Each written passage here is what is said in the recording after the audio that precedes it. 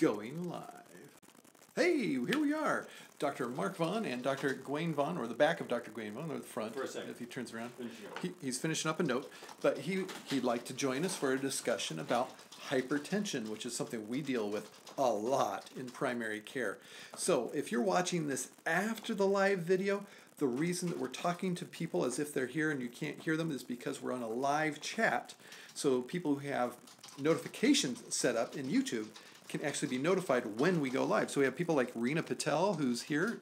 Always good to see Reena, who will be here in person in the end of November. Butterfly Girls here also, and Team Epiphany Alex is also greeting us. So we have a lot of people all over the world who are tuning in for our discussion here.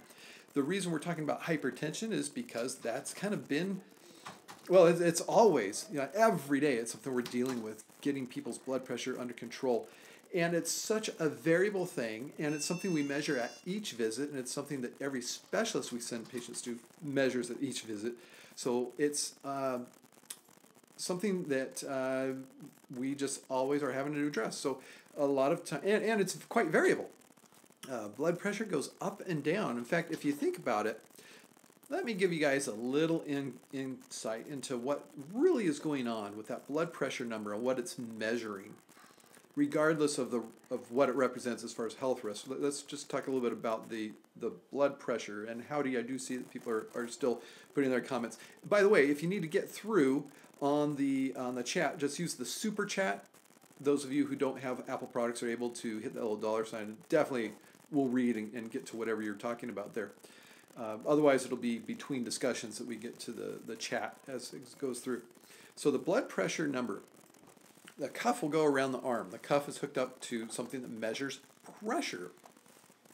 The cuff is pumped up to a certain pressure, and it's around the arm, specifically around where the brachial artery is coming through here.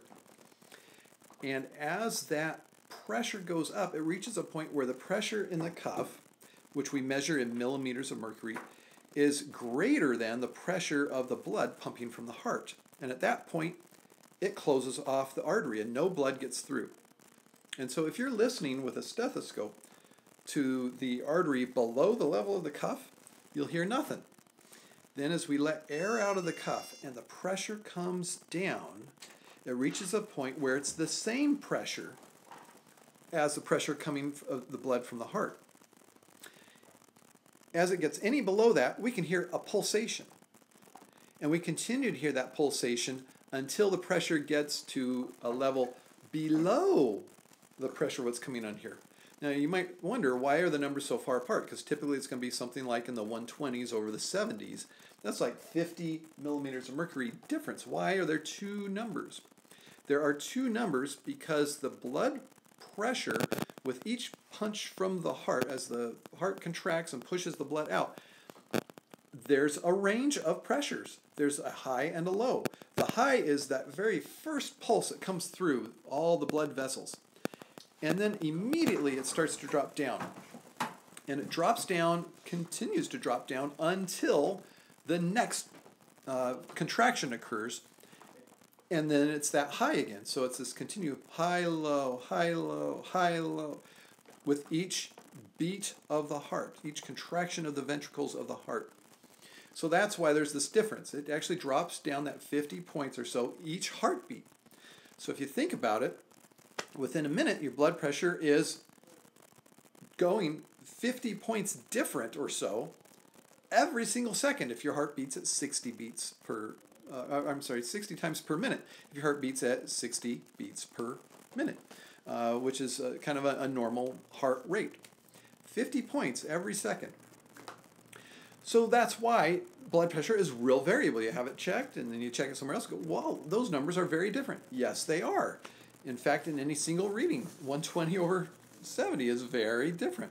Okay, so Dr. Gawayne and I are often working with patients who have this variation, and they'll get some readings that are somewhat low or good, we'll say, and then they'll come into the doctor's office and have readings that are fairly high, and we kind of have to do something with that. And our push from all the information we have from studies about people with high blood pressure is if you're getting people with readings that are high, you need to do something about it. And so we do things. We encourage lifestyle changes. We encourage people paying attention to the DASH lifestyle, dietary approaches for stopping hypertension. Look it up on one of our videos or what? I thought the S was systolic. He says systolic, stopping hypertension. Dietary approaches systolic hypertension. I don't know that makes as much sense as stopping hypertension myself. I'm looking it up. He's looking it up. That's what Google's for. He's using the Google. So we want to get these numbers right. down. And dietary approaches for stopping hypertension are a way to start getting physically active, getting aerobic exercise, maybe 150 minutes a week. That could be 50 minutes 3 days a week or 30 minutes 5 days a week. He's coming closer. He's not actually that much smaller than me. Can't read back there. You can't tell because it's just one camera. It's like, it doesn't have binocular vision like eyes.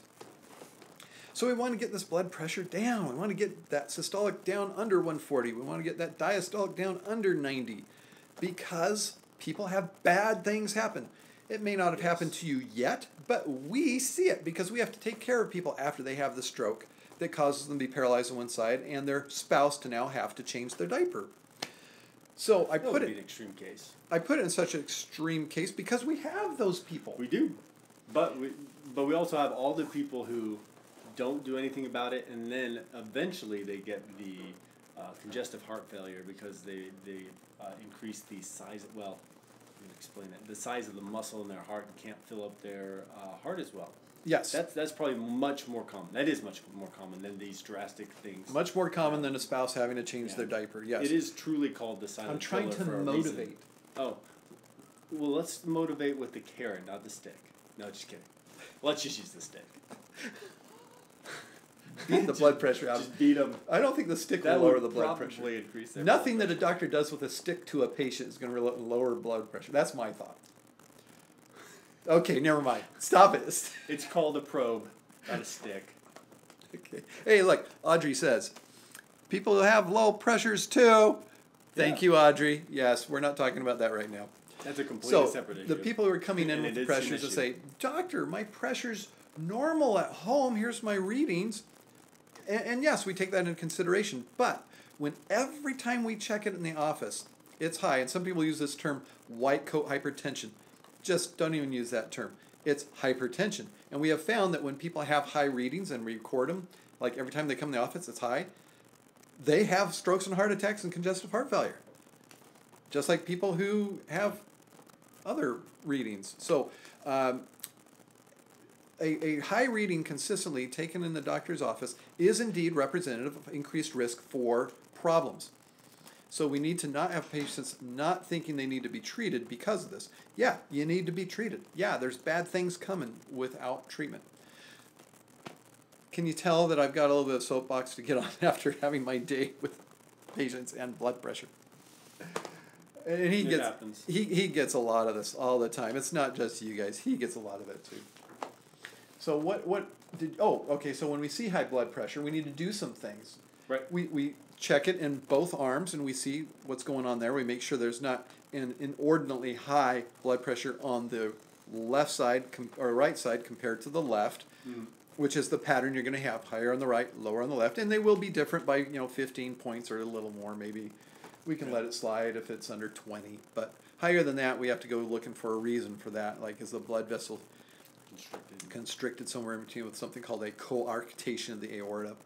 And then we get a chest x-ray, we get an EKG, we get labs that look at the kidney